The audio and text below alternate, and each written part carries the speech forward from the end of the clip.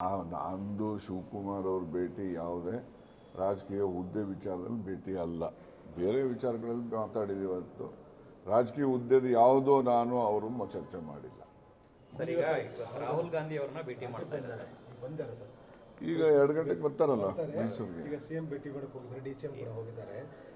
ಚರ್ಚೆಗಳಿಗೆ ಒಂದು ಗೊಂದಲಕ್ಕೆ ಪರಿಹಾರ ಸಿಗಲಿ ಅಂತ ನಾನು ಸಿಗಬೇಕು. ಇಲ್ಲಾಂದರೆ ನೋಡಿ, ಗೊಂದಲ ಪರಿಹಾರ ಈಗ ಶಿವಕುಮಾರ್ ಹೇಳ್ತಾರೆ, ಮಾತು ಕೊಟ್ಟಿದ್ರು ಅಂತಾರೆ. ಅವರು ಏನೋ ಆ ಥರ ಚರ್ಚೆ ಆಗಿಲ್ಲ ಅಂತ ಮುಖ್ಯಮಂತ್ರಿಗಳು ಹೇಳ್ತಾರೆ. ಬಟ್ ಯಾರು ಏನೇ ಮುಖ್ಯಮಂತ್ರಿಗಳು ಏನು ಹೇಳ್ತಾರೆ, ಆ ಥರದ್ದು ಯಾವುದೂ ಚರ್ಚೆಗಳಿಲ್ಲ ಅಂತ ಹೇಳಿದ್ರು ಕೂಡ ಕಡೆಗೆ ಏನು ಹೇಳ್ತಾರೆ, ಹೈಕಮಾಂಡ್ ಏನು ತೀರ್ಮಾನ ಮಾಡ್ತಾರೋ ಆ ತೀರ್ಮಾನಕ್ಕೆ ಬದ್ಧ ಅಂತಾರೆ. ಅದು ನೋಡಿ ಶಿವಕುಮಾರ್ ಅವರು ಕೂಡ ಹೌದಪ್ಪ ಅಂತಿಮವಾಗಿ ಹೈಕಮಾಂಡ್, ಈಗೆಲ್ಲ ಹೈಕಮಾಂಡ್ ಇರೋದ್ರಿಂದ ಹೈಕಮಾಂಡ್ನವ್ರು ಏನಾರ ಒಂದು ಅವರು ಅಂತಿಮವಾದಂಥ ಒಂದು ಗೊಂದಲ ನಿವಾರಣೋಪಾಯ ಮಾಡಬೇಕು. ಇಲ್ಲಾಂದರೆ ಅಡ್ಮಿನಿಸ್ಟ್ರೇಷನ್ ಸಫರ್ ಆಗ್ತದೆ. ಮತ್ತು ನಮ್ಮಲ್ಲೂ ಕೂಡ ಗೊಂದಲಗಳು ಇರ್ತವೆ. ಏನಪ್ಪ ನಾಳೆ ಅವ್ರು ಮುಖ್ಯಮಂತ್ರಿ ಆದರೆ ನಮ್ಮದೇನು, ಇವ್ರು ಮುಖ್ಯಮಂತ್ರಿ ಇದ್ದರೆ ಏನು, ಹೀಗೆ ಹೋಗೋರು ಬರೋರು ಎಲ್ಲಗಳು ಚರ್ಚೆಗಳಾಗ್ತವೆ. ಎಲ್ಲ ನಮ್ಮಂಗೇನೆ ಯಾರೂ ಇರೋದಿಲ್ಲ, ಗೊತ್ತಾಯ್ತಾ?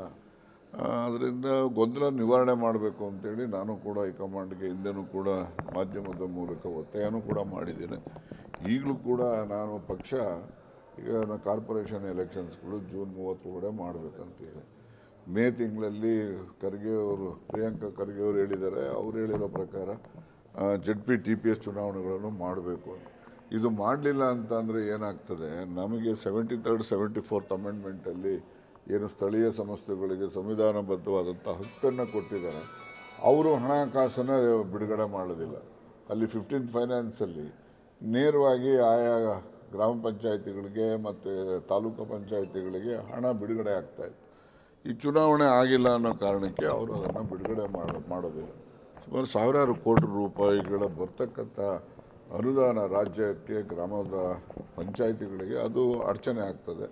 ಅದರಿಂದ ಚುನಾವಣೆಗಳನ್ನು ಆದಷ್ಟು ಬೇಗ ಮಾಡಬೇಕು ಅಂತಕ್ಕಂಥ ಒತ್ತಾಯನೂ ಕೂಡ ಇದೆ. 16 ನಂತರದಲ್ಲಿ ಒಂದು ಸಿಹಿ ಸುದ್ದಿ ಸಿಗಬಹುದು ಅನ್ನೋಂಥ ಮಾತುಗಳನ್ನು ಯಾವುದು DK ಶಿವಕುಮಾರ್ ಅವರ ಬೆಂಬಲಿತ ಶಾಸಕರು ಇರಲಿ ಆಯಿತು, ಬರಲಿ ಸುದ್ದಿ. ಯಾರು ಬೇಡ ಅಂತ ಹೇಳಿದ್ದಾರೆ?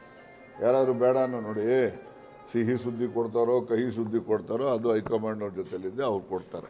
ಸರ್, ಕ್ರಾಂತಿ ಅಲ್ಲ, ಕ್ಯಾಬಿನೆಟ್ ರೀಶಫಲ್ಗೆ ಆಗುತ್ತಾ ಅಥವಾ CM ಕುರ್ಚಿಗೆ ಆಗುತ್ತಾ ಅಂತ? ನೋಡ್ರಿ, ಕ್ಯಾಬಿನೆಟ್ ರೀಶಫಲ್ ಅದು ಸಿದ್ದರಾಮಯ್ಯನವರು ಅನುಕೂಲ ಆಗೋದು. ಕ್ಯಾಬಿನೆಟ್ ರೀಶಫಲ್ ಆಗಲಿಲ್ಲ ಅಥವಾ ಇವರು ಕೂಡ ಮುಖ್ಯಮಂತ್ರಿ ಆಗಿರಲಿ, ಅವ್ರಿಗೂ ಒಂದು ಅವಕಾಶ ಕೊಡಬೇಕು ಅಂತೇಳಿ ಹೈಕಮಾಂಡ್ ತೀರ್ಮಾನ ಮಾಡಿದ್ರೆ ಆ ತೀರ್ಮಾನಕ್ಕೆ ಇಬ್ಬರು ಬಂದ್ರಲ್ಲ, ಅವ್ರ ಜೊತೆಲಿ ಎಲ್ಲರಿಗೂ ಕೂಡ ಬಂದರು. Thank you.